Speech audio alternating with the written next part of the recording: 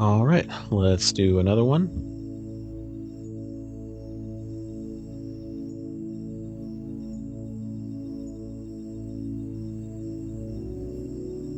Opponent calling the coin flip. They chose heads, flipping the coin.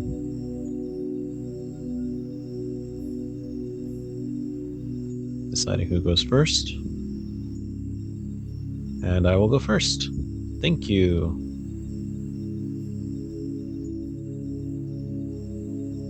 Okay. And it's not the strongest hand I've had.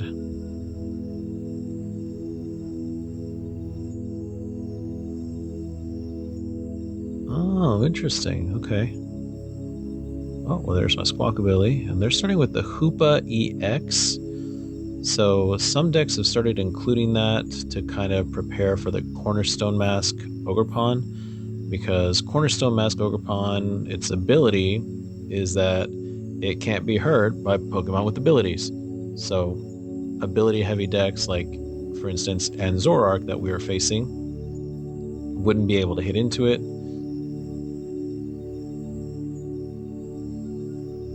Alright, we squawked and seized. And my hand has been pretty good.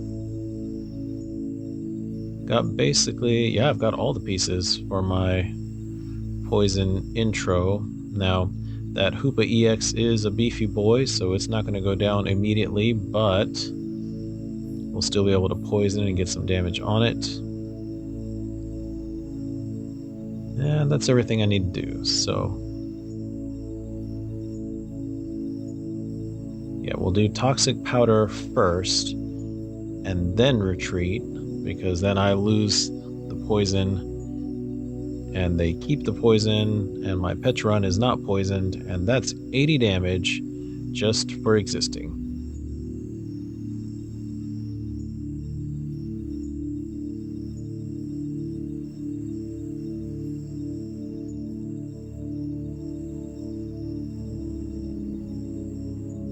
And they're pulling out the secret box, so my stadium is about to get bombed.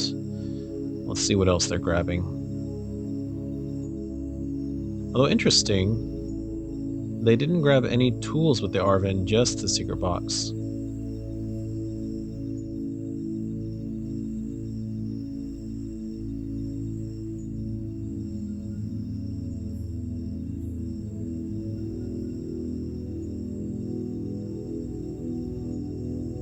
Okay, and they grabbed Artisan, Buddy Buddy Poffin, and the Cyrano.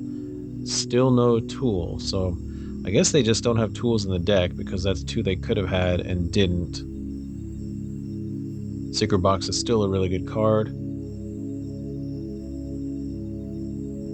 So they did Buddy Buddy for 2 more Ends Zorua, used the Artisan for the Ends Reshiram, and so now their bench is looking pretty good.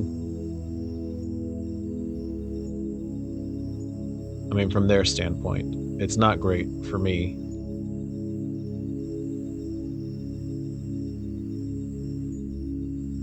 Energy, Binding Mochi, Retreat.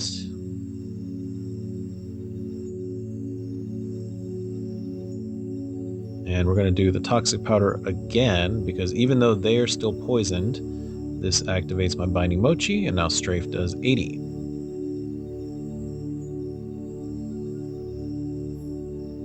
And yep, I'm going to retreat that into the Peturunt, and that's a KO.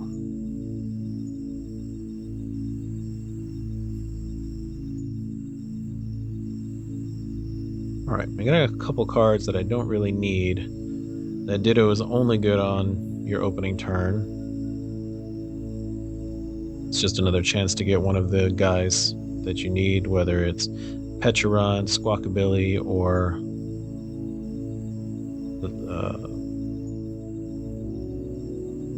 really any of the pieces, your opening pieces you need. And they use the Cyrano. Now they've got a triple Ends Zoroark, which means triple trade.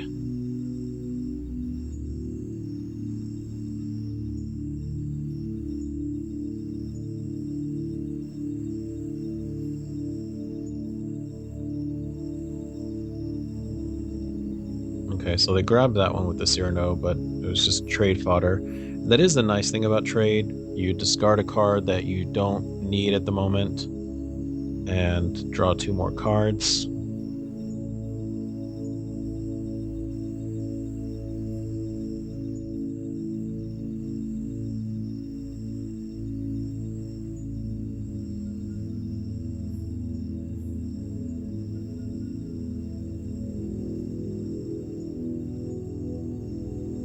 And there's the energy.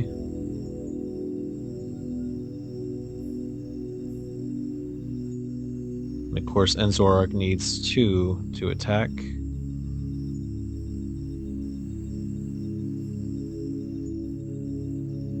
So we're going to retreat this little guy. Bring back my Mega Latias. We're going to Crispin.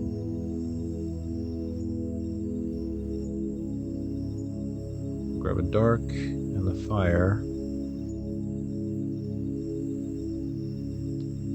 And the reason I'm grabbing those is because there were still 2 left of each of them. And Crispin, you do have to grab different energies. So this way I have a chance to draw into any of them. But if I get another Crispin, I can grab whatever else is left. And we're going to do the Illusory Impulse. Hit it for 300. So that 280 is not enough to save you. Goodbye. And we've got 4 prize cards already. And look at that, 2 Perilous Jungles. Which, the stadium doesn't make a huge difference at the moment because Zoroark is dark and Perilous Jungle only applies to non-dark Pokemon. But I do want to bump the Artisan because I don't want them grabbing other stuff that they've got. Okay, and they do have the Ends Darumaka, Ends Darmanitan in the deck. And Zoroark kind of went away from them when Shaman became the thing because Shaman protects the bench from damage from attacks. But Shaman has kind of gone away, so you're seeing those things come back more. Wellspring Overpond with the Torrential Pump and the Ends Darmanitan.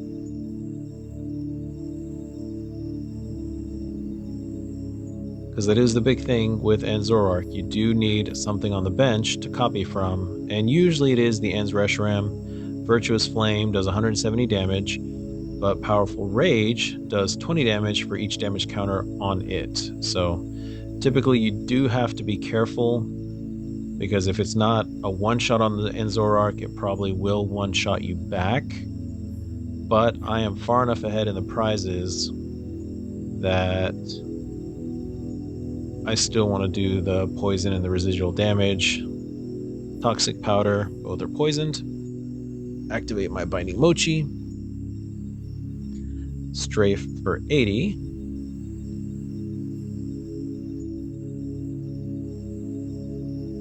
Into the Petcherons.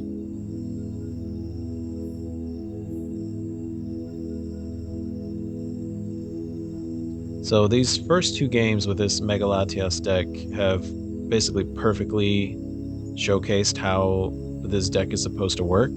If you can get the turn 1 poison knockout and win, great. If not, this is kind of the combo that you're working towards, the strafe into the poison. And really, if you don't have enough health, you're instantly dead. And even if you have a lot of health, it doesn't take that much. Just a couple of turns with the poison, and you're out of there, even without having to hit super hard. Assuming, of course, you have the baby Petcherant, because that adds 5 damage counters, so normally poison is 1, Petcherant adds 5. And the Perilous Jungle, if they're not dark, adds 2 more. No, it's 2 more. Okay, and there's the boss's orders. I kind of figured that. My Mega Latias giving up 3 prizes is too tempting, and I might have been more conservative with it if I didn't already have the other Mega Latias in my deck. So we'll promote the Pecharunt. And there's the poison. And we're going to do the Perilous Jungle again. Not that it matters that much. Like I said, they are dark. It doesn't really help them or help me with their damage. But we did get that other Mega Latias. We're going to Carmine. And I just need any energy. And there it is.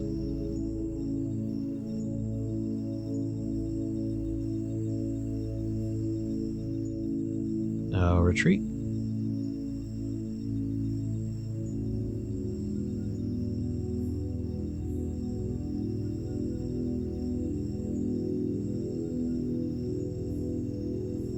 And we'll strafe.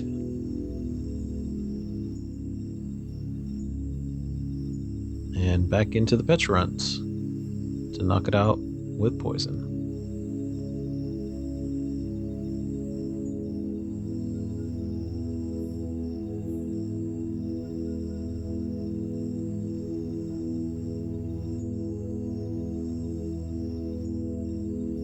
And that is all, folks.